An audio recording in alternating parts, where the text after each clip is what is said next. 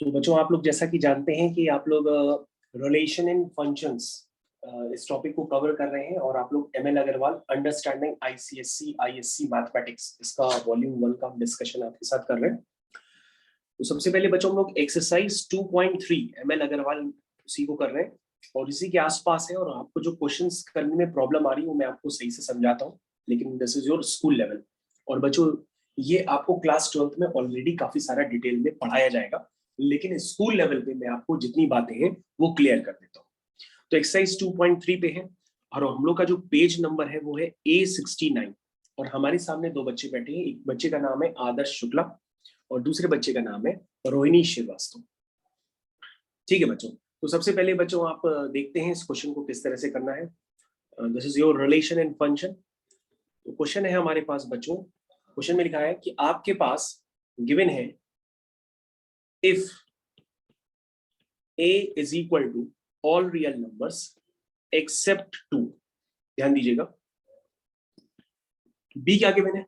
b given है all real numbers except 1, ऐसे given है। और बच्चों आपका फंक्शन डिफाइंड है, आपका फंक्शन डिफाइंड है a टू b। कोई भी फंक्शन बच्चों मैंने आपको सिखाया था, अगर a टू b डिफाइंड होता है तो उसमें ये a क्या होती है? उस फंक्शन की डोमेन होती है, और b क्या होती है? उस फंक्शन की कोडोमेन होती है। उस फंक्शन की क्या होती है? कोडोमेन होती है। लेकिन स्कूल में आप लोगों को सिखाया जाता है कि इसको कोडोमेन ना कह के रेंज कहो, लेकिन इसका असली नाम बच्चों कोडोमेन होता है। ठीक है, तो इसको बच्चों हम लोग क्या कहते हैं? कोडोमेन। और ये क्या होती है? डोमेन। बच्चों डोमेन के कॉरस्पॉन्डिंग ही कोडोमेन होती है, समझ में आया? तो उसको हम लोग डोमेन कहते हैं और उसको हम लोग कहते हैं कोडोमेन। ठीक है, तो बच्चों डोमेन आपके पास गिवन है फंक्शन की ऑल रियल नंबर्स, उसमें से 2 हटा दो, और आपके पास उस फंक्शन की कोडोमेन भी गिवन है सारे रियल नंबर्स एक्सेप्ट 1। ठीक है बच्चों, अब आपके पास जो फंक्शन है जिसपे ये सारी बातें ऑपरेट होंगी उस फंक्शन का नाम है, वो मुस्कुरा के खड़ा है, उसका नाम है x+3/x-2। ये इस फंक्शन का नाम है। कह रहा है कि बच्चों शो करके दिखाओ कि ये फंक्शन बाइजेक्टिव। तो बच्चों मैंने शायद आपको हल्की सी हिंट दी थी आपको कि अगर कोई फंक्शन बाइजेक्टिव होता है तो बाइजेक्टिव फंक्शन का मतलब ये होता है कि वो फंक्शन 1-1 भी हो। कैसा हो? 1-1 भी हो एंड ऑन-टू भी हो। जो फंक्शन 1-1 और ऑन-टू दोनों होते हैं उन फंक्शन को हम लोग बाइजेक्टिव फंक्शन के नाम से जानते हैं। अब बच्चों जो 1-1 फंक्शन होता है उसको हम लोग इंजेक्टिव फंक्शन के नाम से भी जानते हैं। तो कृपया करके आप लोग पढ़ने में काफी अच्छे हैं, इसलिए मैं आपको ज्यादा नॉलेज दे रहा हूं। इसको हम लोग इंजेक्टिव फंक्शन भी कहते हैं और ऑनटू फंक्शन को हम लोग सर्जेक्टिव फंक्शन भी कहते हैं। क्या कहते हैं? सर्जेक्टिव फंक्शन भी कहते हैं। तो बच्चों ये नाम आपको एक्स्ट्रा एड ऑन करके याद रखने होंगे।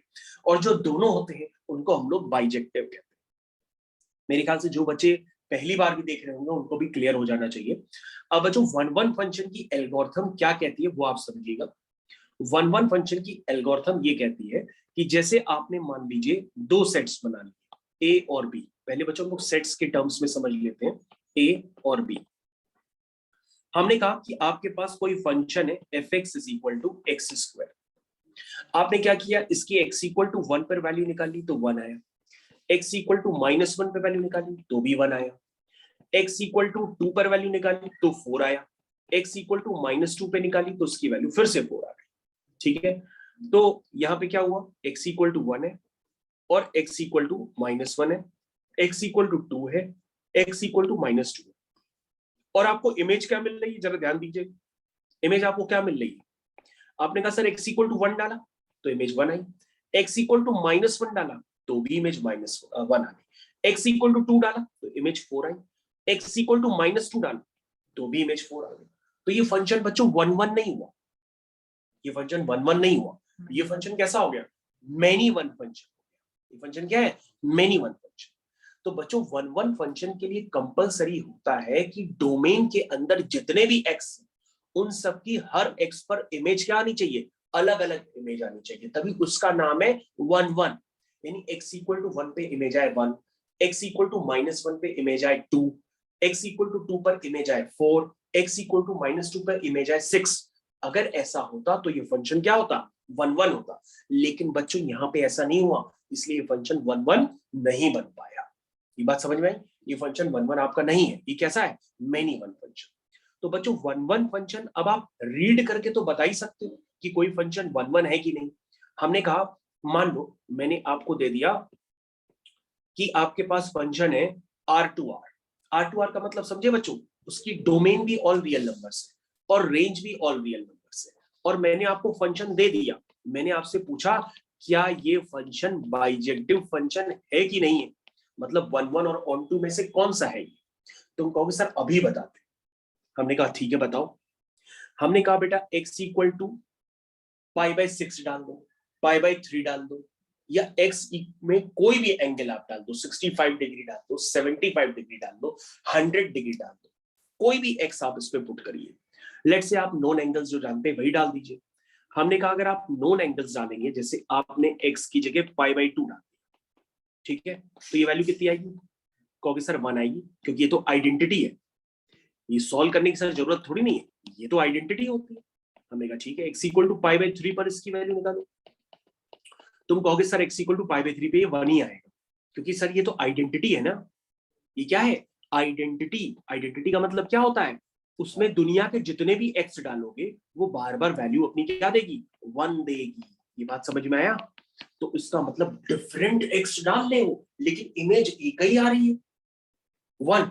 इसका मतलब ये मैनी वन फंक्शन हो गया, 1-1 नहीं है। अगर ये 1-1 होता तो π/2 अलग वैल्यू आती, π/3 पे अलग वैल्यू आती, लेकिन ये फंक्शन कैसा ऑपरेट कर रहा है? आइडेंटिटी की तरह। दुनिया का कोई भी इसमें एक्स डालोगे ये बार बार आउटकम में क्या देगा? 1। इसका मतलब ये मैनी वन।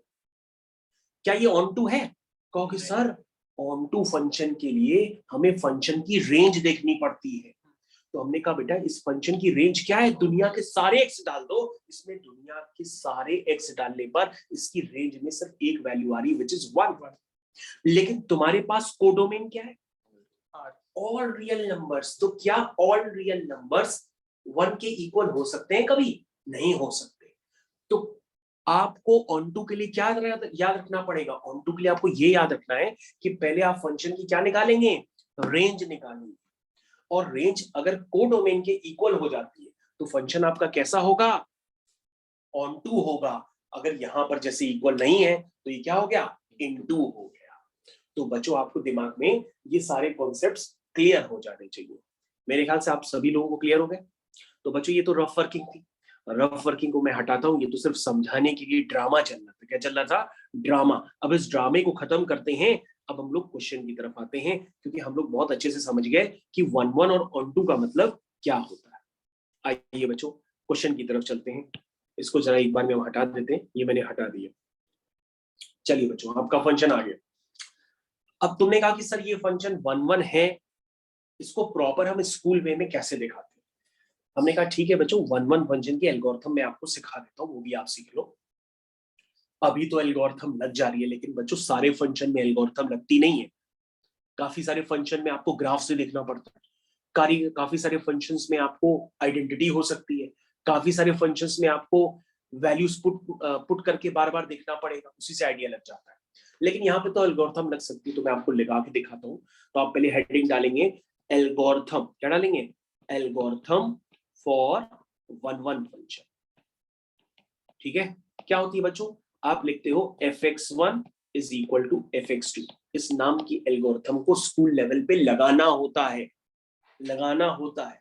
जैसे ही लगाओगे और लास्ट में एक लौती कंडीशन अगर आ जाए, सिर्फ और सिर्फ क्या होगा? x1 is equal to x2, तो फंक्शन आपका 1-1 है। लेकिन इसके अलावा कोई और कंडीशन आ जाए, जैसे x1 इक्वल टू x2 तो आया ही, साथ में आ गया x1 is equal to x2 plus 1, x1 is equal to x3, x2 plus 20, तो फिर फंक्शन 1-1 नहीं होगा।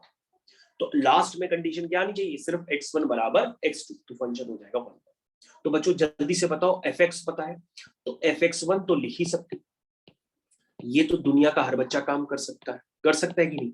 fx2 भी लिख सकते हो। fx2 का मतलब जहां पर x है उसको x2 से रिप्लेस कर दो। बोलो भाई समझ में? इसको मल्टीप्लाई कर दो।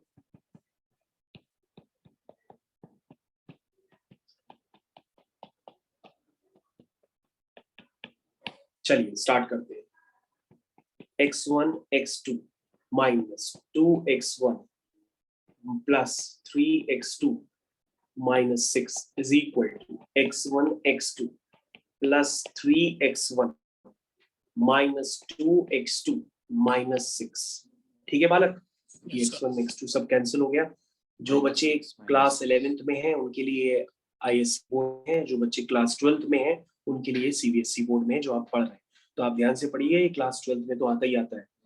ओके, तो बेटा ये कितना हो गया, कोई बालक बताएगा क्या बताया आपने? ये 3x2 के साथ आएगा 2x2, तो कितना हो जाएगा 5x2 is equal to 5x1।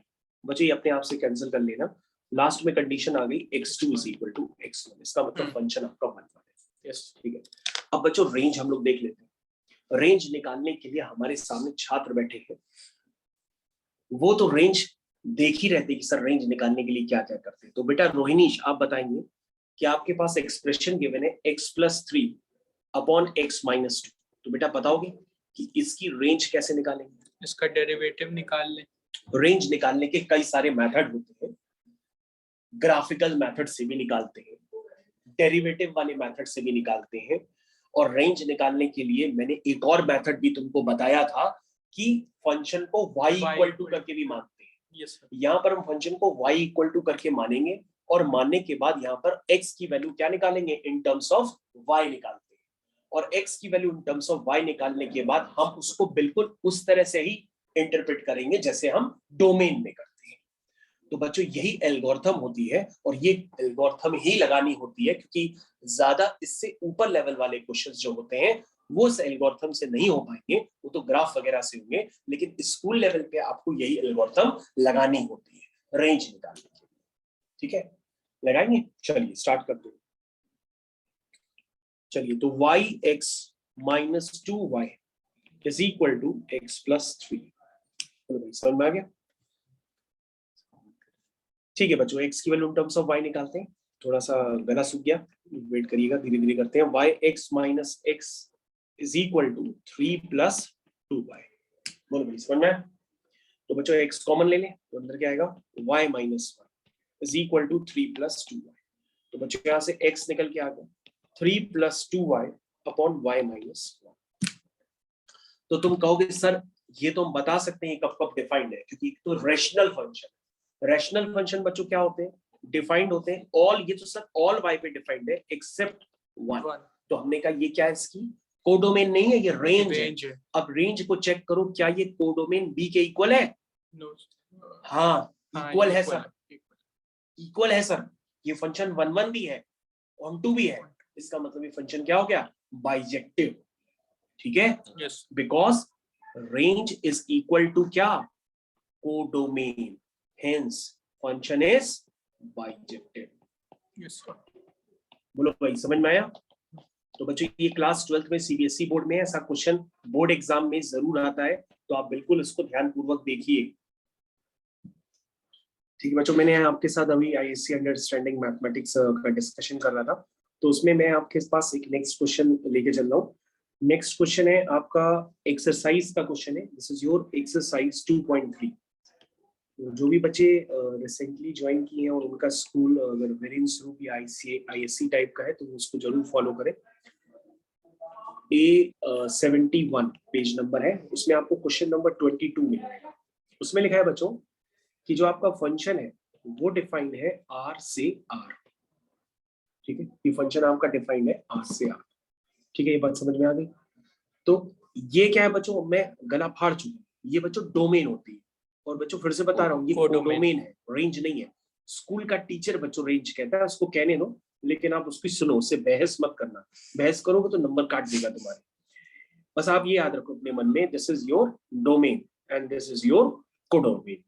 चलिए अब बच्चों आपके पास फंक्शन क्या गिवन है, फंक्शन गिवन है mod x+2, ये गिवन है। कह रहा बच्चों नहीं ये फंक्शन 1 है, नहीं ऑन 2 है। तो बच्चों मैंने आपको क्या समझाया था गला फाड़ के, मैंने कहा था ना 1 और ऑन 2 निकालने के लिए कोई स्पेसिफिक एल्गोरिथम नहीं होती है, वो तो कहीं पे लग जाएगी कहीं पे नहीं लग पाएगी। अब जैसे mod x+2 है, तो आप खुद बताओ क्या आप fx1 is equal to fx2 क्या इसमें लगाने में कंफर्टेबल हो? नहीं लगा पाओगे, आपको बड़ा इम्प्रैक्टिकल लगेगा उसको ओपन करने में। तो ऐसे केस में आपकी एल्गोरिथम काम नहीं आएगी, ऐसे केस में काम आएगा आपका ग्राफ। क्या काम आएगा? ग्राफ। तो बच्चों आप क्या करो, मॉड ऑफ x प्लस 2 का ग्राफ बनाओ, वो आपको सही से डील कर देगा। अब आप कहोगे सर हमें तो ग्राफ बनाने आता नहीं है। भाई मॉड ऑफ x प्लस 2 का ग्राफ हम गला फाड़ के बहुत बार बता चुके हैं। मैंने बताया था कि आप शॉर्टकट से बना लिया करो। आप क्या किया करो, पहले y is equal to x plus 2 का ग्राफ बना लो और उसके बाद इस फंक्शन पे मॉड ले लो। किसी भी फंक्शन पे मॉड लेने का मतलब ये होता है कि हम एक्स एक्सिस के नीचे ग्राफ का जो भी पोर्शन है उसको रफ कर देते हैं और उसकी मिरर इमेज को ऊपर बना देते हैं। अब आप कहोगे सर हम लाइन की इक्वेशन भी नहीं बनाना जानते, तो भाई हम लाइन की बना देते हैं। चलो इतना काम हम कर देते हैं आपके लिए। सबसे पहले बच्चों इसके करने के लिए आप क्लास 9th में जैसे ही पहुंचेंगे तो याद आ जाएगा, x को 0 डालो y 2 आ गया, y को 0 डालो x माइनस 2 आ गया। अब तो लाइन बना लोगे, लाइन जल्दी से बना के खत्म करो क्योंकि हमें ग्राफ के साथ कुछ और बताना है। पहला पॉइंट क्या है, 0,2 यानी x में 0 y में 2। तो बच्चों पॉइंट कहां होगा, x में 0 y में 2, यहां पर होगा पॉइंट। फिर देखो x में -2 y में 0, x में -2 y में 0। तो बच्चों अगर हम इनको ज्वाइन करेंगे तो ग्राफ कैसा बनेगा, ये ग्राफ बन के तैयार हो जाएगा। बोलो समझ में आया? ये ग्राफ किसका है बच्चों, ये ग्राफ है आपका y इज इक्वल टू किसका, x प्लस 2 का ग्राफ। बच्चों मैंने आपको क्या सिखाया था, मैंने आपको कुछ और बताया था। मैंने आपको कहा था कि पहले ग्राफ बना लो और उसके बाद उस पर मॉड अप्लाई कर दो। तो कैसे बताया था मॉड अप्लाई करने के लिए, मैंने आपको बताया था कि मॉड अगर आप अप्लाई करोगे तो उस ग्राफ का जो भी पोर्शन एक्स एक्सिस के नीचे बना है उसको आप रफ कर दोगे और उसकी मिरर इमेज क्या कर दोगे, ऊपर बना दोगे। ये देखो उसकी मिरर इमेज ऊपर बन गई। ये ग्राफ बनके तैयार हो गया किसका, y is equal to mod of x plus 2 का। और बच्चे एक दूसरा मेथड भी सिखाया था। क्या सिखाया था कि अगर आपके पास y is equal to mod of x plus 2 है तो इसको आप कैसे इंटरप्रेट करोगे।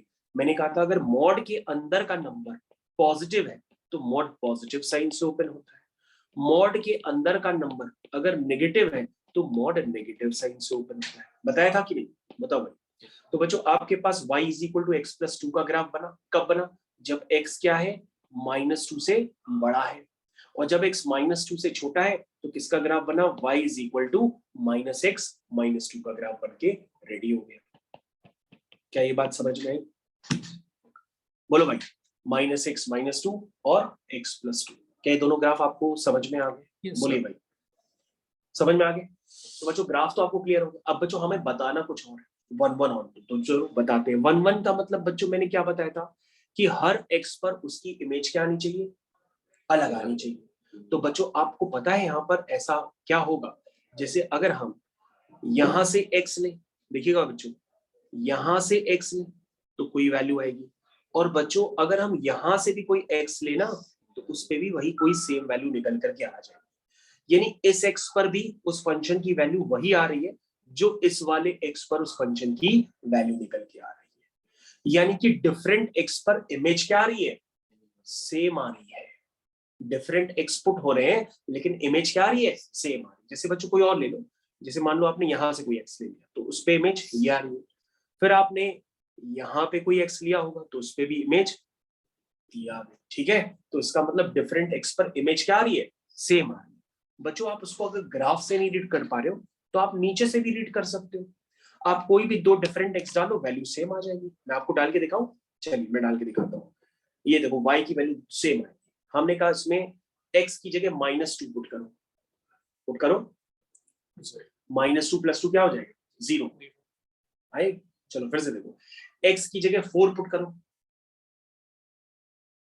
6 आएगा। x की जगह -4 पुट करो, 2 आएगा। क्या 2 कभी और आ रहा था x इक्वल टू 0 पे, तो तुम कहोगे yes sir x equal to 0 पे भी 2 आ रहा है और x इक्वल टू -4 पे भी 2 आ रहा है ना। इसका मतलब दो डिफरेंट x पर इसकी वैल्यू क्या आ रही है, सेम आ रही है फंक्शन। तो इसका मतलब ये 1 1 तो हो नहीं सकता, और हमने ग्राफ से ही तो रीड करना बता रहे थे इतनी देर से, नहीं समझे भाई। ग्राफ से तो यही रीड करना आपको सिखा रहे। अगर आप ग्राफ नहीं समझ पा रहे हो तो फिर भैया वो नंबर लेकर के आप चेक करो, नहीं समझे, हो गया 1 1 नहीं, ये बात क्लियर हो गई।